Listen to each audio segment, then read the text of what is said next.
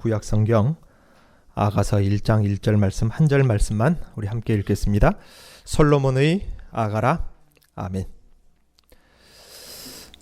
우리 좌우의 인사 나누실까요? 우리 샬롬 하시겠습니다. 샬롬. 샬롬. 오늘 말씀은 아가서 1장 1절 말씀, 아가서 전체의 서론입니다. 앞선 두 시간을 통해서 먼저 아가서의 말씀을 1절 말씀부터 4절 말씀까지를 우리가 함께 보았는데요. 아가서 서론을 지금 다루는 것은 아가서의 내용을 어느 정도 우리가 접하고 어느 정도 이야기를 들은 후에 서론을 듣는 것이 더 도움이 되겠다 싶어서 앞선 두 시간을 먼저 아가서 본문을 보았습니다. 솔로몬과 술람미 여인이 서로 사랑하는 이야기를 우리 성경에서는 아가서라 그렇게 제목이 붙어 있습니다. 그런데 이 아가라는 노래는 사랑 아자를 써서 사랑의 노래라는 뜻인데요. 성경 원문의 제목은 그냥 사랑의 노래가 아니라 성경 원래의 제목은 노래 중에 노래가 원래 제목입니다. 그런데 우리말로 번역을 할 때 노래 중에 노래 그렇게 차라리 번역을 하지 않고 최고의 노래 차라리 그렇게 번역하지 않고 그냥 사랑의 노래 그렇게 번역을 하고 말았는데요. 원문의 제목은 노래 중에 노래라는 제목입니다. 최상급을 사용한 것이죠. 최고의 노래, 지극한 노래가 원래 제목입니다. 성경에서 최상급을 사용하는 경우가 종종 있죠. 성소를 하나님이 거하시는 집이라 그렇게 말하는데요. 그래서 거룩한 곳이라 한다면은 그 중에서도 하나님의 직접적인 임재가 있는 지성소를 더 거룩한 곳 그렇게 칭하여서 지성소라 그렇게 이야기를 하죠. 이처럼 이 아가서 이 노래는 노래 중에 노래, 지극히 아름다운 최상의 노래가 제목입니다. 성경에서 하나님과 관련된 부분들은 다 최상급을 써서 사용을 합니다. 그렇다면 이 아가서 역시 지극한 노래, 노래 중에 노래라는 제목이 붙어 있다면은 이 노래가 그저 남녀간의 사랑을 노래하고 있는 것이 아니라 하나님과 관련된 시편, 하나님과 관련된 노래임을 우리가 제목에서부터 알 수가 있습니다. 왜일까요? 왜 이 노래 아가서가 하나님과 관련되었고 그것이 어째서 지극한 노래, 노래 중에 노래가 된 것일까요? 이 아가서 노래는 솔로몬이 쓴 노래 성경입니다. 솔로몬 자신이 주인이 되고 주인공이 되고 그 대상이 술람미 여인인데요. 솔로몬과 술람미 여인의 사랑 이야기입니다. 이 두 사람의 이름에는 공통점이 있습니다. 유대인들의 언어 히브리어는 이 자음만으로 이루어진 언어인데요. 우리식으로 하면은 솔로몬 하면은 시옷, 리을, 미음 이런 식으로 쉽게 말하면 글씨를 쓴다 그것입니다. 우리가 조금 전에 인사했던 샬롬이라는 인사가 있죠. 이 말의 뜻은 평강이라는 뜻입니다. 솔로몬의 이름이 바로 이 샬롬이라는 이름과 같은 이름입니다. 그래서 솔로몬의 이름은 샬롬의 왕, 평강의 왕이라는 이름이죠. 하나님의 평강, 즉 창세기에 나오는 아브라함이 만났던 멜기세덱, 그 이름 살렘 왕이라고 나오죠. 살렘 왕이 바로 샬롬의 왕이라는 말과 똑같은 이름이고 솔로몬 왕이란 이름과 살렘 왕이란 이름은 이름으로만 봤을 때는 똑같은 이름입니다. 그리고 여기 솔로몬 왕의 상대 역할인 술람미 여인의 이름 역시도 솔로몬이라는 이름과 똑같은 이름 샬롬이라는 이름 샬롬의 여인입니다. 샬롬의 왕과 샬롬의 여인이 만나서 사랑을 나누는 이야기가 아가서입니다. 그러므로 하나님의 지극한 샬롬의 노래인 것이죠. 하나님의 평강이 지극히 풍성하다는 것이 강조되어진 노래입니다. 이것은 구약의 역사 동안에 없었던 하나님의 지극한 샬롬이 그 시대 솔로몬 시대에 하나님의 지극한 평강이 임하여 왔기 때문에 그 지극한 샬롬을 평강을 솔로몬이 노래한 것입니다. 그리고 이 노래를 성경 속에 사는 유대인들은 노래 중의 노래, 지극한 노래, 최상의 노래로 여기며 이 노래를 기뻐하였던 것입니다. 중요한 것은 왜라는 것이죠. 왜 솔로몬 시대에 지극한 평강이 임한 것이고 왜 솔로몬은 그것을 샬롬의 여인과 샬롬의 왕으로 표현하고 노래한 것일까요? 그것은 다름 아닌 솔로몬 왕 때에 드디어 하나님의 거룩한 임재 성전이 솔로몬의 손에 의해서 지어졌기 때문입니다. 이것은 아담이 에덴 동산에서 그의 세계와 함께 쫓겨난 이래에 단 한 번도 없었던 일입니다. 아담이 에덴 동산에서 가장 완전한 하나님과의 관계, 지극히 거룩한 성소, 하나님의 생명, 하나님의 화평과 샬롬을 잃어버린 이후에 이 피조 세계는 하나님의 임재를 고대하고 또 고대했습니다. 마치 로마서에 나오는 말씀과 같죠. 그리고 하나님은 한 사람을 택하셨습니다. 구약 시대에는 그 한 사람이 바로 아브라함입니다. 그에게 하나님의 임마누엘, 그것을 약속하셨습니다. 사람들을 떠나셨던 하나님께서 한 사람을 택하시고 그를 통해 한 민족을 택하시고 그 민족 가운데로 떠나셨던 하나님이 다시 찾아오시고 임재하신 것입니다. 그 약속을 아브라함에게 주신 것입니다. 이것은 다름 아닌 잃어버린 낙원 에덴이 다시 이루어지는 것과 같죠. 아브라함의 후손은 이 에덴의 회복의 약속을 고대하고 또 고대했습니다. 우리가 여기서 잠시 생각해 볼 것은 에덴 동산의 회복을 이야기를 해도 우리들에게는 큰 감격이 없어요. 그렇죠? 에덴을 본 적도 살아본 적도 없고 알아본 적도 없으니까요. 우리가 에덴을 말해도 에덴의 회복을 말해도 그것이 별로 기쁘지도 감격스럽지도 않는 우리의 표정, 우리의 마음이 사실 문제라면 문제일 수 있습니다. 에덴의 회복은 성경이 말하는 구원의 가장 근본적인 상태입니다. 그런데 우리는 왜 이것을 그렇게 고대하지 않고 또 사모하는 마음이 없을까요? 어쩌면 우리는 세상에서 부자가 되고 세상에서 난 자가 되는 것을 어쩌면 더 고대할지언정 에덴 동산을 이야기했을 때 우리가 그것을 그다지 바라지도 않는 우리들의 마음을 우리가 확인할 수가 있습니다. 우리는 처음부터 그것을 몰랐던 이방인이었기 때문입니다. 우리는 이 부분을 놓고 깊이 묵상할 필요가 있습니다. 모세를 통해서 아브라함의 후손 이스라엘을 부르셨다 성경은 이야기합니다. 그리고 그들 가운데 성막을 두시고 그곳에 임재하셨습니다. 성막을 두고 임재하신 것은 임시적으로 하나님의 임재, 즉 하나님의 성소가 이루어진 것이고 에덴 동산 안에 있었던 그 안식과 생명과 평강이 이루어진 것이나 마찬가지입니다. 그래서 이스라엘 백성들에게 성막을 주시면서 그들에게 안식일을 회복해 주셨어요. 안식일은 수고하지 않는 양식으로 먹는 날, 먹는 문제로서 구약 백성들에게 안식일을 가르쳐 주셨습니다. 안식일에 해야 하지 말아야 할 여러 가지 일들이 있어요. 대부분은 다 일하지 말라, 불을 켜지 말라 라는 것인데 안식일날 일하지 말라는 이유는 다른 것이 아닙니다. 내가 수고함으로 양식을 먹는 그 수고를 하지 말라 그 말인 것입니다.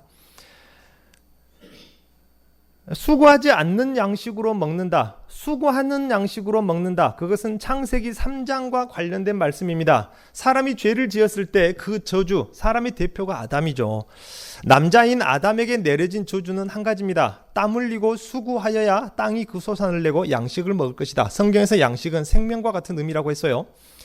그래서 사람이 땅으로부터 수고함으로 말미암아 양식을 얻는다는 것은 에덴 동산에서 쫓겨난 하나님과의 관계를 잃어버린 에덴 동산을 잃어버린 상태를 말하는 것이고요.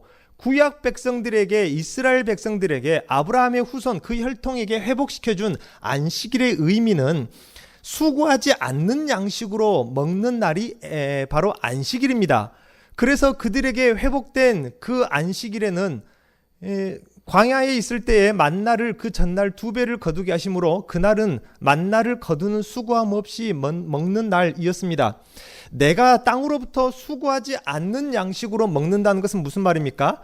내가 아닌, 땅이 아닌 다른 누군가로부터 생명이 주어졌다. 다른 누군가로부터 주어진 생명을 누리는 날이 안식일이라. 그것이 구약의 안식일이라는 의미입니다. 그것을 잘 이해하지 못하고 오늘날에 신약교회가 구약의 그 안식일을 마치 오늘날의 주일과 똑같은 것으로 오해해가지고 덮어놓고 주일날 일하면 안 된다라고 해버리면은 이것은 자칫 율법주의가 되고 마는 것입니다. 물론 오늘날 신약교회가 구약의 안식일과 관련이 있습니다. 신약의 주일이요. 그러나 신약의 주일이 구약의 안식일과 똑같은 것으로 보면 안 된다 그 말입니다. 왜 그런지도 모르고 이유도 모르고 그냥 일하면 안 된다. 그날은 거룩한 날이니까. 그렇게 보면은 안식일을 너무 모르는 것이라 그 말입니다. 구약 이스라엘 백성들에게 성전을 주시면서 안식일을 회복시켜 주신 것은 다름 아닌 에덴 동산을 회복시켜 주시는 것입니다. 에덴 동산은 창세기 3장이 아니라 창세기 2장으로 돌아가는 것인데 하나님과 깊고 은밀한 하나 되는 관계가 있는 것이고 내가 땀 흘려 내 손으로 얻은 생명 그 양식이 아니라 하나님으로부터 주어지는 은혜의 양식을 누리는 날이 구약의 안식일인 것이죠. 이것이 구약의 성전의 의미 속에 다 들어 있습니다. 이것이 이루어지는 그 사건, 이 안식의 생명이 주어지고 이루어지는 그 사건이 바로 성전이 지어지는 사건인 것입니다. 모세는 그것을 그토록 기쁨으로 여겼습니다. 그래서 시편 1편을 기록하면서 율법을 묵상함이 왜 복인지 그 성막에 계신 그 하나님과 관계할 수 있기 때문임을 우리에게 가르쳐주고 있는 것입니다. 하지만 모세 시대에 있었던 이 성막은 말 그대로 임시적인 것입니다. 어디든 옮겨질 수 있는 것입니다. 다윗이 그것을 북이스라엘 지역에 있었던 그 성막을, 실로에 있었던 성막을 예루살렘으로 가져왔어요. 그러면서 북쪽 10개의 지파의 장로들과 큰 다툼이 있었습니다. 큰 다툼을 감안하면서도 다윗이 그토록 이 성막을 예루살렘으로 가져오려고 했던 이유는 바로 그것입니다. 그리고 성막이 여기저기 옮겨 다녔습니다. 그런데 다윗이 성막을 옮겨온 이후로 바로 하려고 착수했던 작업이 무엇입니까? 성막이 다시는 여기저기 옮겨 다니지 않고 예루살렘에서 떠나지 않도록 성전을 지으려고 했던 것이 다윗의 작업이었습니다. 그러나 성전의 컨셉은 무엇입니까? 개념은 사람의 생명을 살리는 것이 성막의 개념이거든요. 성막 안에 생명의 근원이 계시고 사람들은 그 성막으로 들어가기 위해서, 가까이 가기 위해서 성전이 있습니다. 그런데 다윗은 피를 많이 흘린 사람입니다. 그래서 성막의 컨셉과 다윗의 컨셉은 서로 상충되는 컨셉입니다. 다른 한편의 예로 번제단을 정으로 다듬지 말라고 율법으로 명했습니다. 그 말이 무슨 말이냐면은 정으로 다듬지 말라는 것은 철로 된 연장으로 다듬지 말라는 뜻입니다. 왜냐하면은 아브라함 시대, 모세 시대까지만 해도, 다윗 시대까지만 해도 고대 중동 지방 근동에 철기 문명이 아직 보편화되지 않았습니다. 바로 이전 청동기 문명까지만 있었어요. 그때 당시에 철 무기 하면은 무엇입니까? 철 연장은 우리가 일상생활에 쓰는 곡괭이, 삽 이런 것을 말하는 것이 아니라 순전히 무기를 뜻하는 것입니다. 철 하면은 그때 당시는 무기였어요. 그렇기 때문에 철로 다듬지 말라는 말은 사람을 죽이고 생명의 피를 흘리는 것으로 생명을 살리는 것에 닿게 말라. 왜요? 번제단은 사람을 죽이는 것이 아니라 생명을 살리는 성전의 도구이기 때문에 그만큼 성전의 컨셉, 성전의 개념은 생명을 살리는 거예요. 다윗이 그래서 성전을 지으려고 모든 것을 준비했으나 다윗은 성전을 짓도록 허락하지 아니하셨습니다. 그리고 그의 아들 솔로몬 때에 7년에 걸쳐서 이 성전을 완성한 것입니다. 그래서 하나님의 임재의 집 에덴 동산처럼 다시 하나님과 가까이 만날 수 있는 지극히 거룩한 성소, 자기들의 백성과 생명을 나누는 평강을 주시는 에덴 동산인 성전이 바로 솔로몬 왕, 샬렘의 왕, 평강의 왕에 의해서 완성이 된 것입니다. 하나님의 임재인 성전이 지어졌다는 것은 이스라엘에게 다름 아닌 에덴 동산이 회복된 것이나 다름이 없습니다. 왜냐하면 에덴 동산에서 일어났던 일들이 그곳에서 이루어지거든요. 그곳에서 하나님을 만납니다. 그리고 그곳에서 하나님의 생명을 누립니다. 파니스 안젤리쿠스, 생명의 양식을 그곳에서 먹게 돼요. 그것이 무엇입니까? 이스라엘 백성들의 장자들, 즉 이스라엘 백성들의 대표들인 제사장들이 성전 성소에 진열되어져 있는 진설병을 먹습니다. 그 진설병을 제사장들이 먹는 것은 안식일날 임무교체를 하면서 진설병을 먹는데요. 제사장들이 진설병을 먹는 것은 다름 아닌 하나님이 주신 생명의 양식을 먹는 것입니다. 물론 다윗이 임시적으로 먹어본 적이 있긴 합니다만은 진설병을 제사장들이 먹는 것은 다름 아닌 이스라엘 백성들이 대표해서 먹는 것이고 하나님이 주시는 그 양식을 먹고 누리는 자들, 에덴 동산 안에서 아담이 했던 하나님의 생명을 누린다는 의미입니다.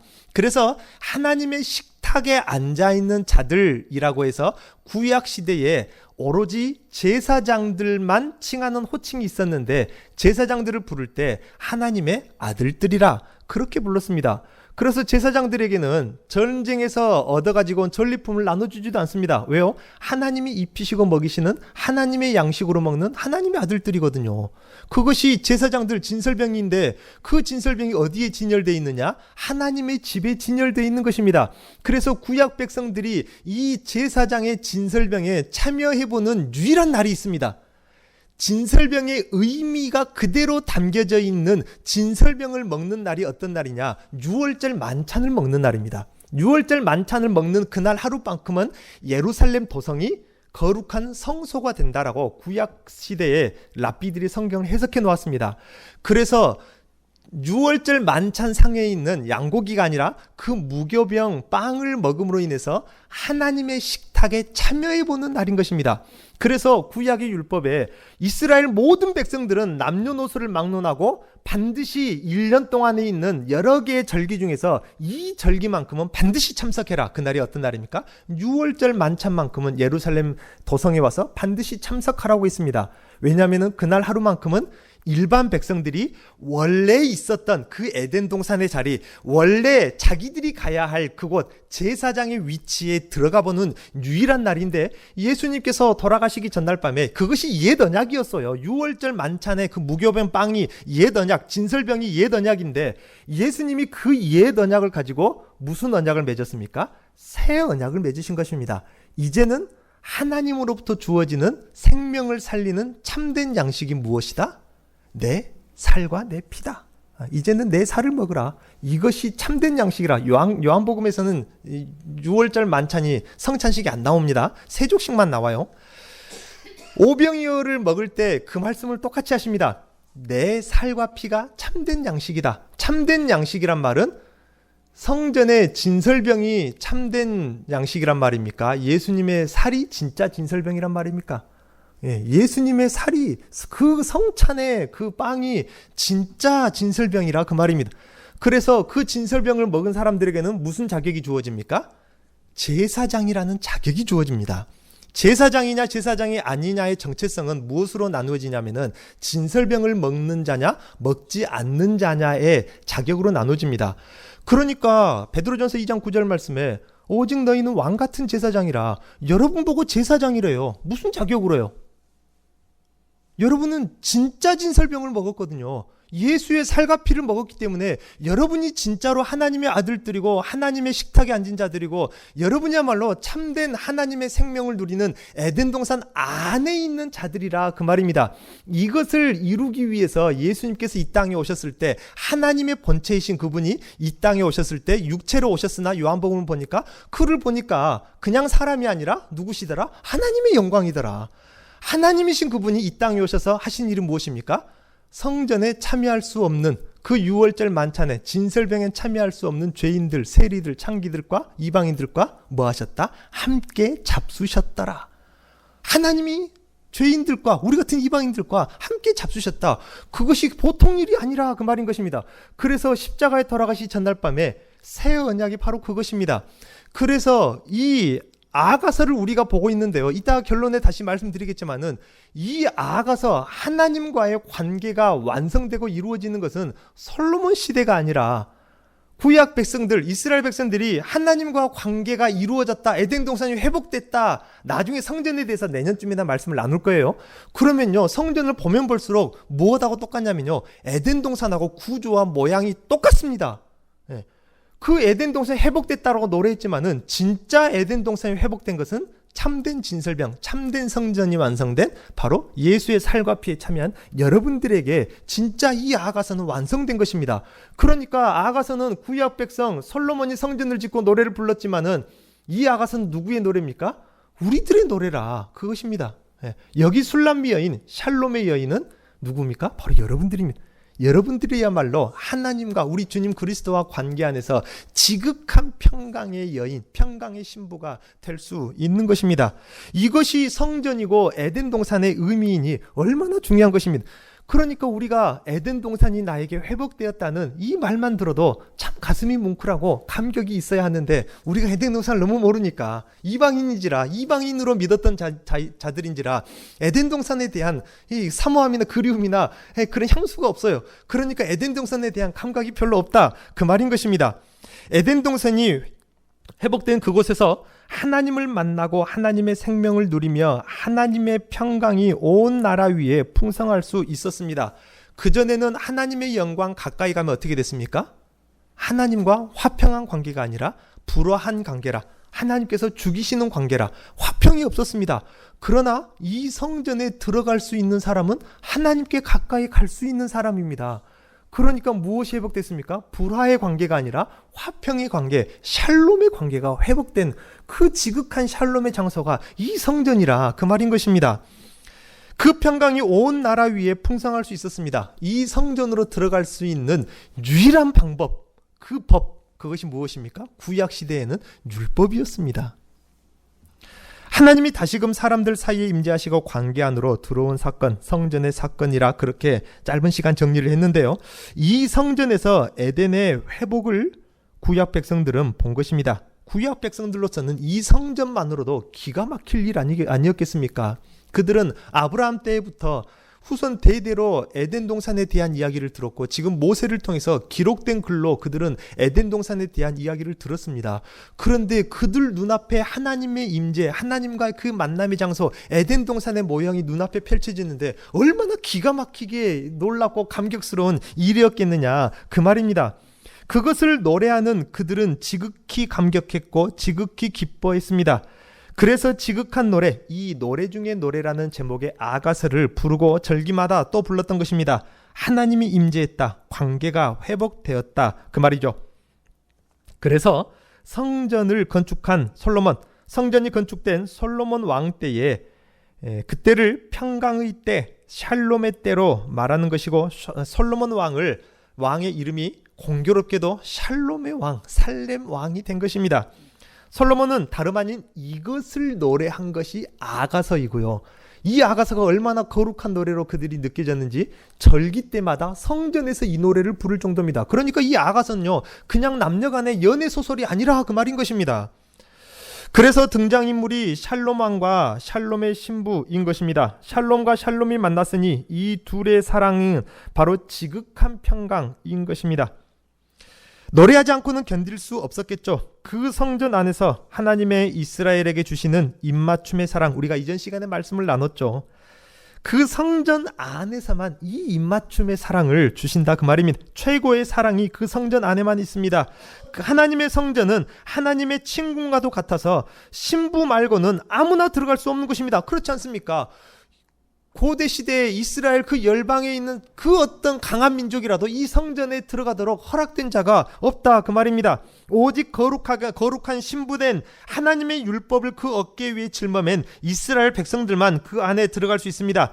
이스라엘이 아무리 연약하고 보잘것없어도 이 아가새에 나오는 것처럼 계달의 장막 같을지라도 세상의 흔한 나라일 수 있지만은 하나님의 왕궁 휘장과도 같은 그 나라가 되는 것입니다. 그러므로 엄밀히 말하면 단순히 성전만을 말해서는 안 되겠죠. 결국에는 성전이 평강을 주는 것이 아니라 하나님과의 관계가 평강을 주는 것입니다. 여기까지가 구약 시대의 이야기고요. 중요한 것은 이제 우리 신약교회 성도들입니다. 우리 신약교회 성도들의 입장에서 볼 때에 지금까지 말씀드린 이 구약 백성들, 성전을 기뻐했던, 성전에서 평강을 누렸던 그 백성들이 이후로도 영원토록 하나님의 평강을 누렸나요? 하나님의 거룩한 신부의 나라 이스라엘은 고멜과 같이 되고 말았습니다. 비둘기처럼 오직 하나님 한 분만을 바라보고 하나님과만 사랑을 나누어야 할 이 성전의 자리에 다른 신 우상을 두고 음란하듯 섬겼다고 했어요. 다른 나라의 왕을 따르고 둔 백성들이 되고 말았습니다. 그들에게 하나님이 임재의 초소가 있었지만은, 하나님께 가까이 갈 수 있는 율법이 있었지만은, 그 율법 613개를 다 지키고 온전히 지켜도 하나님을 대면해서 볼 수는 없었습니다. 그것이 성전에 가까이 가게 하는 것은 성전의 의이고 율법의 의이고 성전의 은혜이고 성전의 생명이지만은, 그 성전은 하나님을 대면하여 볼 정도까지 가까이 가게는 허락하지 않았다 그 말인 것입니다. 이것이 구약 성전의 땅에 세워진 성전의 한계이고 율법 613개의 조항으로 돌판에 새겨진 율법의 한계라 그 말인 것입니다. 그래서 그들은 신랑의 얼굴을 온전히 볼 수 없으니 온전한 신부라 말할 수 있겠습니까? 아닙니다. 온전한 신부가 아닌 것입니다. 아직 혼례식이 완성됐다 완성되지 않았다. 신부로 부름을 받았으나 그들에게 혼례식은 완성되지 않은 것입니다. 아직 혼례식이 완성되지 않았어요. 신부가 신랑의 집에 온전히 들어가지 못했고 신부로 택함을 받았으나 아직 신랑의 얼굴을 온전히 볼 수 없는 그 정도의 한계를 가지고 있는 것이 이 이스라엘 구약의 성전이라 그 말인 것입니다. 그래서 그들은 하나님의 성소를 더럽힌 그들을 버리고 진정하고 참된 하나님의 백성들을 혼인 관계의 완성을 약속하시고 진정한 하나님의 신부, 하나님의 백성들을 일으킬 것을 하나님은 후에 선지서에 다시 약속을 하십니다. 그래서 이스라엘의 그 성전이 무너지고 없어진 것은 역사가 흐르다 보니까 로마나 헬라 사람들에 의해서 어쩌다가 재수가 없어가지고 성전이 무너진 것이 아니라 하나님께서 친히 그 옛 성전을 허물어뜨려 버린 것입니다. 그러니까 예수님이 오셔서 뭐라고 합니까? 헤롯 성전이 다시 지어지고 있음에도 불구하고 이 성전은 무너질 것이다. 돌 위에 돌 하나도 남지 않고 무너질 것이다. 왜요? 새 성전을 세워야 할 것이기 때문이죠. 역사를 주관하신 하나님의 의도에 의해서, 하나님의 메시지에 의해서 무너진 것입니다. 그리고 새 성전, 새 신부, 새 백성을 일으킬 것이다. 이제는 하나님은 온전히 대면하여 볼 것을 약속하셨습니다. 그리고 요한복음을 보니까 1장에 하나님의 영광이신 예수님을 보았다라고 했습니다. 이거는 유대인으로서 요한복음 1장은 물론 마태복음도 마찬가지입니다만은 유대인의 입장에서 요한복음 1장은요 감당하기 힘든 말씀입니다. 왜냐하면요 구약 백성들은 민수기서를 한번 보십시오. 성전 안에도 휘장이 있지만 밖에도 휘장이, 울타리 밖에도 휘장이 있어요. 그 휘장이 날려가지고 혹시라도 성전 안에 그릇이라든가 그 기물들을 혹시라도 보게 된다면은 이스라엘 백성들이 하나님께서 죽이신다고 했어요. 그래서 이스라엘 백성들이 성전의 그릇을 보지 못하도록 성전 휘장 앞에 누구를 세웠습니까? 레위인들을 세웠다고 했어요. 그것이 구약 하나님의 백성들입니다. 그런데 요한복음을 보니까 하나님의 영광을 직접 보았다고 했어요. 만져도 보았다고 했습니다. 그리고 요한복음 2장을 보니까 어떤 사건이 나옵니까? 요한복음 2장에 예수님께서 물로 포도주를 만드신 혼례식 사건이 그래서 거기에 나온 것입니다. 예수님이 뭘 완성했다? 혼례식을 완성했다. 아직 완성되지 못한 신부를 예수님이 완성시켰다, 그 말입니다. 그리고 그것이 뭐라고 있습니까? 요한복음에 나오는 7개의 표적 중에서 첫 번째 표적이라, 그렇게 말씀하는 것입니다. 거기선 포도주 2잔을 만들어야 돼요. 포도주가 떨어지면은 우리식으로 말하면 홍어가 떨어진 그런 개념이 아니라, 결혼식 할 때 결혼 반지가 없으면은 결혼할 수 있습니까? 없습니까? 요즘 시대 젊은 사람들 결혼식에 결혼 반지가 없으면요, 결혼식이 중단돼요. 주례자가 없으면은 결혼식이 중단됩니다. 그것과 똑같아요. 유대인들 사회에서 포도주가 떨어지면은 혼례식 예식 자체가 중단이 됩니다. 왜냐하면 혼례식 때 포도주를 2잔을 마셔야 되거든요. 이것은 법입니다. 그런데 포도주가 떨어진 그곳에 예수님께서 정결 예식에 쓰이는 정결한 물로 포도주를 만드십니다. 혼례식을 완성시켜요. 그리고 요한복음 2장 혼례식 사건, 그것이 표적이라 말씀하신 이후에 요한복음 2장 바로 이어진 사건이 어떤 사건입니까? 전혀 다른 사건 같은데 사실 그 2가지 사건은 똑같은 사건입니다. 예수님께서 이 성전을 허물어라, 내가 사흘 만에 새 성전을 짓겠다. 그 사건이 거기에 나온 것입니다. 옛 성전은 마치 완성되지 못한 혼례식, 아직 신랑의 얼굴을 보지 못한 신부, 그런 성전과 같아요. 신랑의 얼굴을 대면하여 봤으면 지성소가 열렸겠죠. 율법을 다 지켰으면 지성소가 열렸겠죠. 그러나 지성소가 열리지 않았다, 그 말입니다. 그 안에 들어가면은 죄인인 대제사장도 죽어서 나왔어요. 그래서 예수님께서 그런 혼례식이 아니라, 그런 성전이 아니라 새 성전을 짓겠다. 하나님을 대면하여 보는 새 성전을 짓겠다. 그러니까 요한복음 2장에 나오는 혼례식 사건과 성전을 다시 짓는 사건은 의미적으로 똑같은 사건인 것입니다. 사랑하는 성도님 여러분, 이제 우리들은 하나님의 그 새 약속처럼 그리스도의 생명을 주고 피의 사랑을 주어서 거룩한 신부 삼은 백성들인 것입니다. 이 예수의 살과 피에 참여한 여러분들은 신랑의 얼굴을 대면하여 보는 참된 신부가 되었다, 그 말인 것입니다. 이들은 바로 예루살렘 성전을 두어서 그곳에서 관계하는 그 정도의 관계가 아니라 거룩한 신부인 여러분 자신을 성전 삼고 여러분의 마음의 영혼의 자소에 하나님의 지극히 거룩한 성소를 삼으시고 그곳에서 하나님을 대면하여 만났는데, 얼굴과 얼굴을 마주 대면하여 보는 정도라고 요한복음은 만족하지 말라라고 하셨습니다. 거기에서 만족할 것이 아니라, 네가 나를 봄으로 만족하느냐? 보지 못하고 더 만족할 자가 있을 것이라 도마에게 하신 말씀이에요. 그러면서 예수님께서 입김을 내뱉으시면서 성령을 받으라. 성령이 임하여 오셨다는 것은 바로 하나님과 우리가 온전히 하나 되는 사건인 것입니다. 지성소가 완성되는 사건이 성령이 임하여 오는 사건이니, 이 성령이 우리 신약교회 성도들에게 얼마나 중요한 사건인 것입니다. 더 나은 보혜사라고 했어요. 예수님 자신보다 더 나은 보혜사. 나는 여기 있으면 거기 있고 거기 있으면 여기 없는 자다. 그러나 더 나은 보혜사, 하나님과 우리를 하나 되게 하실, 혼례식을 완성하실 참된 성전으로 오시는 성령인 것입니다. 그러니까 고린도전서 3장 힘주는 말씀에 너희가 하나님의 성전인 것과 성령이 너희 안에 계시는 것을 알지 못하느뇨.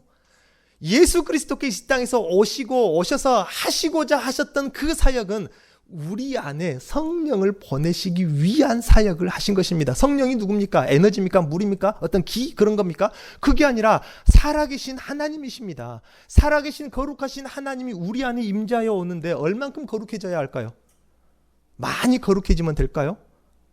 하나님이 우리 안에 임재하여 오시는데 많이 거룩해짐도 가지고 성령이 임해버렸다? 그 사람은 죽습니다. 어느 만큼 거룩해져야 할까요? 짐승의 피로 씻으면은 양의 피로 씻으면은 성령이 임하여 와도 될 만큼 거룩해질까요? 안 된다 그 말. 히브리서 말씀이잖아요. 짐승의 피를 아무리 그거 가지고 씻어가지고는 성령이 임할 정도로 거룩함을 주지 못한다. 오직 죄 없으시는 하나님의 아들이신 예수 그리스도의 그 피로서만이 우리가 정결함을 입어야 하나님이신 거룩하신 그분이 우리 안에 들어와서 성전 삼고 우리와 하나 되시게 할 만큼 거룩함을 이루는데, 그 거룩함은 하나님만큼 거룩해져야. 여러분, 이 말씀 감당하시겠습니까? 우리 같은 죄인이, 우리 같은 부족한 피조물들이 하나님만큼 거룩하게 하려면은 독생자 예수 그리스도의 피밖에 없었던 거예요. 예수 그리스도께서 우리를 씻지 아니하시면은 성령이 우리 안에 들어올 수가 없는 것입니다. 성령을 우리에게 주시려고 예수께서 이 땅에 오시고 우리를 하나님처럼 거룩한 신부 만드셨으니 이 일들 여러분 감당하시겠냐고요. 말이니까 우리가 쉽게 듣지. 우리를 하나님처럼 거룩하게 하신 그 예수님의 사역, 그 예수님의 피 흘리심, 하나님이신 그분이 내 안에 들어오심, 나와 하나 되심, 이건 우리가 감당할 수 없는 은혜이라. 그 말입니다. 그리고 우리를 성전 삼으시고 우리를 만나주시며 사랑을 나누시기를 원합니다. 생명을 주시기를 원하십니다. 우리를 어디로 초대하십니까? 바로 예배의 자리로 초대하시는 것입니다. 예배의 자리, 와서 앉아있을 수는 있지만은 아무나 예배의 영적인 자리를 못 들어가는 것입니다. 예배의 자리에서 우리에게 말씀하시고 사랑을 주시고 생명을 주시고 은혜를 주시는 것 아닙니까? 솔로몬은 왕의 침궁으로 자기의 신부 삼은 백성들을 드리겠다, 이제 그런 관계가 될 것이라 노래했습니다마는 그들은 그 하나님의 침궁, 하나님의 처소, 지성소에 결국에는 들어가지 못한 휘장 밖의 백성들입니다. 그러니 솔로몬이 말년에서 전도서에서 뭐라고 노래합니까? 자기 손으로 성전을 지어서 지극한 평강이라 소시적에 노래를 했습니다마는 그가 노년의 말년의 전도서에서 뭐라고 노래했습니까? 내가 내 손으로 지었지만은 헛되고 헛되니 헛되고 헛되도다. 구약 백성들의 한탄과도 같습니다. 예수님도 요한복음 8장에서 속죄의 절기를 보내고 난 자들에게 죄 없는 자가 돌로 치라 했지만 그들은 속죄의 절기를 보냈어요. 대속죄를 보냈습니다. 용서의 절기를 보냈고 밤새도록 용서받았던 노래를 불렀음에도 불구하고 그 여인을 돌로 칠 만한 용서받은 자가 아무도 없다. 그렇게 요한복음은 말하고 있는 것입니다. 하지만 여러분은 그렇지 않습니다. 왕의 지극히 거룩한 침궁에 들어간 자입니다. 그 왕의 침궁이 주님의 피값으로 세우신 교회이며 이 예배입니다. 이 안에서 지극히 아름다운 생명의 교제, 은혜와 사랑을 나눕니다. 여기에 우리 주님 예수 그리스도의 피와 생명을 주십니다. 이 아가서의 사랑은 바로 여러분에게 완성된 것입니다. 여러분과 늘 만나는 자리로 오시며 그 예배의 자리에서 여러분에게 사랑을 주십니다. 그러므로 예배할 때에, 말씀을 통해, 찬송을 통해, 기도할 때에 이 하나님의 사랑을 나누어 주시니 우리가 이것을 찬송하지 않고 무엇을 찬송하시겠습니까? 그러니 다른 세상 모든 것들 아무리 좋아도 나쁜 것이라고 말은 안 했습니다. 그것들이 아무리 좋다고 한들 이 지극한 구속사의 은혜와 비교하겠냐, 그 말인 것입니다. 그래서 우리가 하나님의 사랑을 노래할 때 은사 주신 내게 은사의 주님이 아니라 이전에는 은사를 구했지만은 이제는 주님을 구합니다. 이전에는 세상 것을 구했지만은 이제는 주님을 구합니다. 그 찬송 아닙니까? 여러분, 진정한 샬롬은 세상으로부터 오는 것이 아니라 여러분 마음의 임재에 계신 주님과의 관계에서부터 오는 것입니다. 솔로몬이 하나님의 임재를 평강 중에 평강으로 노래한 것처럼 우리가 마음 가운데 임하신 주님과 관계가 온전할수록 우리에게 복 중에 복이 되고 평강 중에 평강이 되며 생명이 되는 것입니다. 이 평강은 솔로몬의 영광과 비교할 수 없는 영광이라 예수님이 가르쳐 주셨습니다. 정작 솔로몬도 온전한 하나님과의 관계 안으로, 지성소로 들어가지 못했습니다. 하지만 여러분은 그렇지 않습니다. 구약의 복은, 세상의 복은 아무리 큰 것이어도 온전한 것이 아니며 헛된 것입니다. 이제 그 무엇으로도 빼앗기지 않을 하나님의 임재가 직접 여러분의 와 계시니 바로 성령님입니다. 이제는 그 임재와 관계를, 그 신부된 은혜를 누려야 할 거 아니겠습니까? 그것은 여러분이 예배의 자리로, 그 만남의 자리로, 그 관계 안으로 들어가야 누릴 수 있는 것입니다. 여러분, 그러므로 성령 충만을 구하십시오. 하나님과 더 깊은 관계로 인도하실 것이고 지극히 거룩한 곳, 그곳을 우리에게 보이실 것입니다. 그리고 신랑의 사랑을 우리에게 알게 하실 것입니다. 여러분에게서 하나님의 지극한 샬롬, 지극한 평강이 이 예배의 자리, 이 참된 성전의 자리에서 주시며 누리실 줄 믿습니다. 오늘 말씀 생각하시면서 우리 잠시 묵상하시겠습니다.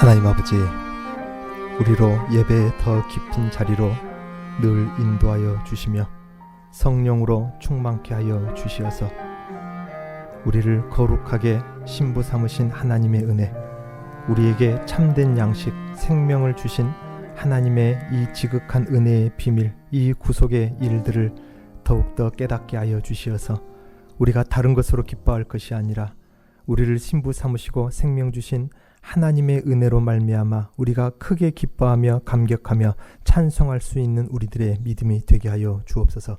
예수님의 이름으로 기도하옵나이다. 아멘.